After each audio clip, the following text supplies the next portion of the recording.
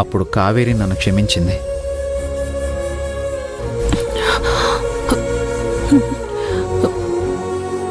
తన్ని నేను ప్రేమించి పెళ్లి చేసుకున్నానమ్మా. అప్పుడు నువ్వు కూడా ఒప్పుకున్నావు. కావేరి మన కోసం మన ఇంటికొచ్చింది. మనకు కష్టం వచ్చినప్పుడు మన ముందు నిలబడింది. అయ్యో, నాకు ప్రాణగండం ఉందంటే చన్నీటి స్నానాలు చేసింది, ఒంటిపూట భోజనం చేసింది, చివరకు భిక్షాటన కూడా చేసింది. నా కోసం ఇంత చేసిన కావేరికి ఇంకొక అవకాశం ఎందుకు ఇవ్వకూడదు? అర్జున్, నాకు కావేరి మీద పర్సనల్గా ఏ పగా లేదు.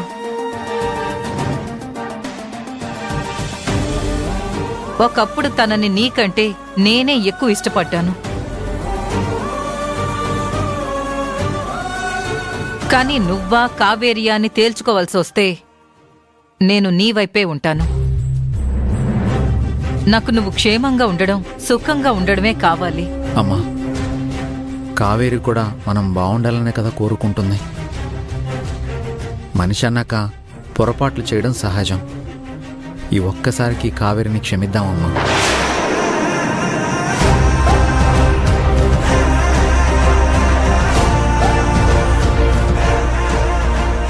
సరే, నేనెప్పుడు నీ మాట కాదనలేను, ఇప్పుడు కూడా కాదనను. యమజ, కొంప మునిగిపోతుంది. నీళ్ళల్లో పడవ ఉండాలి కానీ పడవలో నీళ్లుండకూడదు. వెళ్ళి ఏదో ఒకటి చెయ్యి. ఉండగా కంగారు పెట్టకు. కాని ఒక్కటి గుర్తుపెట్టుకో అర్జున్, ఒకప్పటి కావేరి నువ్వు తప్పు చేస్తే క్షమించి దగ్గరకు తీసుకుంది. ఇప్పటి కావేరి తను తప్పులు చేస్తూ నిన్ను క్షమించమంటుంది. అమ్మా, తన్ని మనం అపార్థం చేసుకున్నామేమో అనిపిస్తోంది. ఒకసారి కూర్చొని మాట్లాడితే అన్నీ క్లియర్ అవుతాయేమో.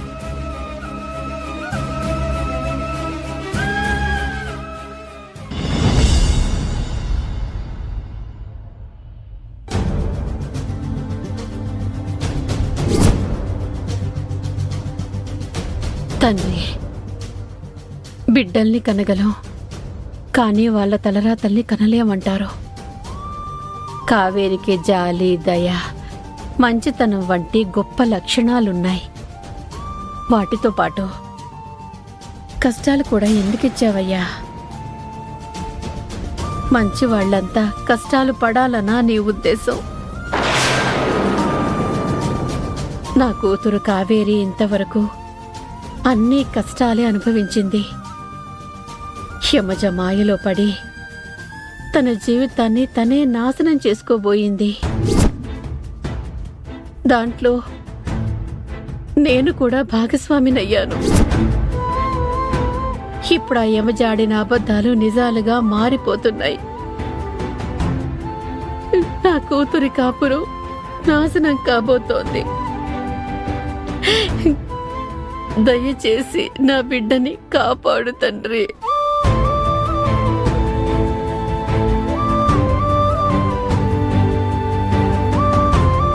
రుక్మిణక్క, దేవుడున్నాడు. ఆయన మంచి వాళ్ళకి అన్యాయం చేయడు. ఈరోజు కావేరి చెప్పేది అర్జున్ బాబు తప్పకుండా వింటాడు, నిజం తెలుసుకుంటాడు. కావేరి కాపురం చక్కబడుతుంది. కాకి, నాకు అలాగే జరగాలనుంది. కానీ ఆ యమజ ఇదంతా జరగనిస్తుందా అని భయంగా కూడా ఉంది. ఇదంతా నా వల్లే. యమజ లాంటి దుర్మార్గురాలు నా కడుపున ఎందుకు పుడుతుందా అని ఒక్క క్షణం ఆలోచించుంటే ఇలా జరిగేది కాదు కదా. ఎందుకక్క నిన్ను నువ్వే తిట్టుకుంటావు? జరిగిన దాంట్లో నీ తప్పేమీ లేదు. పొరిట్లో తప్పిపోయిన బిడ్డ మీద ప్రేమ ఉండడం సహజం. ఆ యమజ ఎవరినైనా ఇలాగే మాయ చేస్తుంది. అప్పుడు నిన్ను కావేరిని మాయ చేసింది. ఇప్పుడు అర్జున్ బాబుని అన్నిని మోసం చేస్తుంది. ఆ యమజని ఇప్పుడే చంపేయాలనిపిస్తోంది కాకి. కానీ నా కూతురి కోసం ఆగాల్సి వస్తోంది. రుక్మిణి అక్క, దాన్ని పాపం పండిన రోజు భగవంతుడే దాన్ని శిక్షిస్తాడు.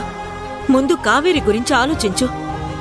అర్జున్ బాబు అన్నీ నిజం తెలుసుకుంటే చాలు, యమజ ఆట కట్ అవుతుంది. అలాగే జరగాలని కోరుకుందాం కాకి.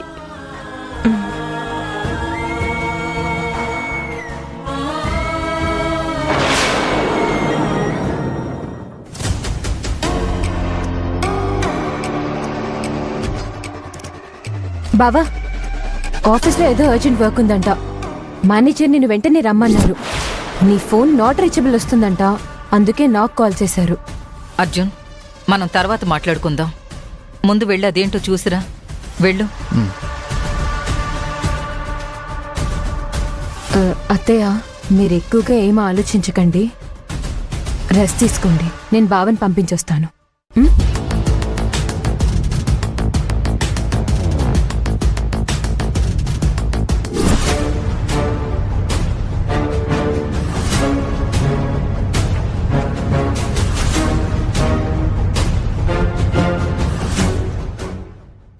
యమజా, అర్జున్ ఆఫీస్కి వెళ్ళిపోయాడు.